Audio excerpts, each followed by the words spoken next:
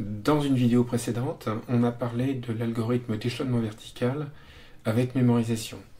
Donc ça avait servi pour, par exemple, chercher, étant donné un endomorphisme F de l'espace vectoriel canonique R3, qui est connu donc par sa matrice dans la base canonique comme étant donc une matrice grand M. La question était de trouver une base du noyau de F en appliquant l'algorithme d'échelonnement vertical, ce qui utilisait la variante de mémorisation. Donc pour être plus concret, je vais reprendre l'exemple qu'on avait vu. On a notre endomorphisme F, sa matrice dans la base canonique est donnée en bleu. Et donc on avait cherché une base du noyau. On voit qu'on a mis en œuvre l'algorithme d'échelonnement vertical, mais il comporte la variante de mémorisation, c'est-à-dire que on mémorise dès le départ les colonnes de notre tableau, donc F1, F2, F3, et puis chaque fois qu'on effectue des opérations sur les colonnes de nombre, eh bien, ce sont des combinaisons linéaires qu'on mémorise en nous référant aux vecteurs colonnes initiaux F1, F2, F3. Donc ça donne, dans le premier tableau, eh bien, les étiquettes F2, F1 plus 2F2, moins F2 plus F3. Et puis en continuant, on est encore amené à faire des combinaisons linéaires des vecteurs colonnes initiaux. Donc c'est pas forcément très pratique, surtout que ces combinaisons linéaires correspondent en fait à des opérations qu'on fait aussi sur les colonnes.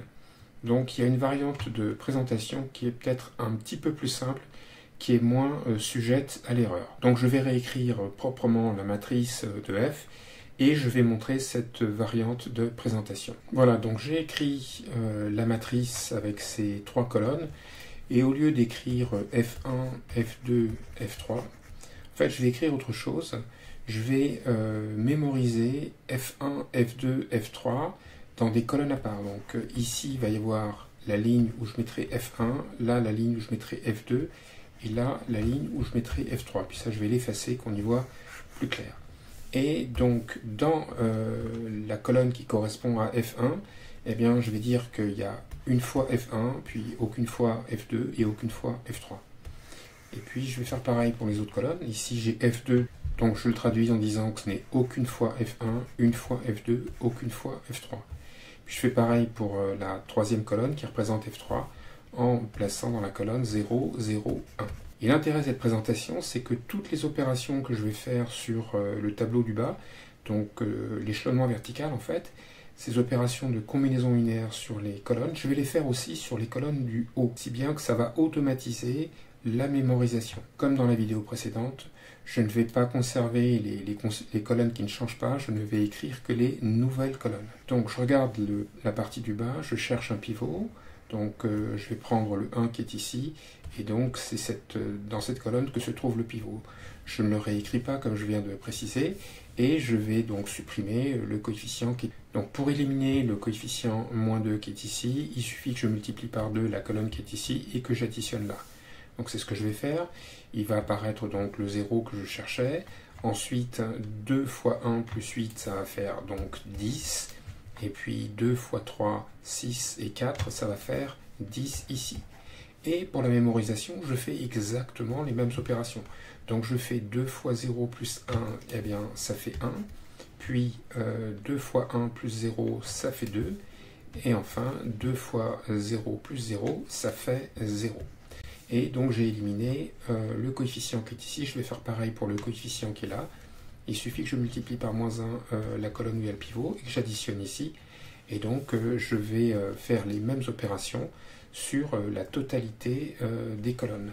Donc ça me fait, ici ça me fait 0, hein, puisque c'est moins 1 multiplié par 0 plus 0. En dessous ça fait 1 multiplié par moins 1 plus 0, ça fait moins 1. Et puis moins 1 multiplié par 0 plus 1, ça fait 1. Et puis je continue, donc là je vais obtenir le 0 que je souhaitais.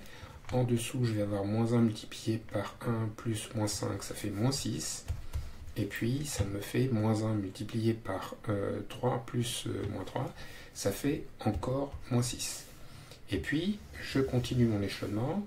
Là je n'ai plus que deux colonnes, donc je vois qu'elles sont collinaires. Et par conséquent, je cherche une combinaison linéaire qui produise une colonne de 0. Donc il suffit que je multiplie par 3 la colonne qui est ici, et puis que je multiplie par 5 la colonne qui est là, et que j'additionne. Ça va me faire 30 moins 30, ça va faire 0. Et puis donc j'obtiendrai ici une colonne de 0. Et pour obtenir donc la mémorisation, il suffit que je fasse l'opération sur la partie supérieure du tableau. Ça me fait donc 3 fois 1 plus 0, donc, enfin plus 5 fois 0, ça fait 3. Puis 3 fois 2 plus moins 5, ça fait donc 6 moins 5, ça fait 1. Et enfin 3 fois 0 plus 1 fois 5, ça fait 5. Et donc j'obtiens tout de suite ici un vecteur de base du noyau, tout simplement. Donc je vois que le noyau de f est engendré par le vecteur 3 de coordonnées 3, 1, 5. Et c'était exactement le résultat qu'on avait obtenu avec l'autre méthode. Je remontre le résultat qu'on avait obtenu avec l'autre méthode. On avait aussi obtenu 3, 1, 5. Mais peut-être qu'avec cette méthode, les calculs sont légèrement plus simples. Le seul inconvénient, c'est que écrire les tableaux prend un petit peu plus de place.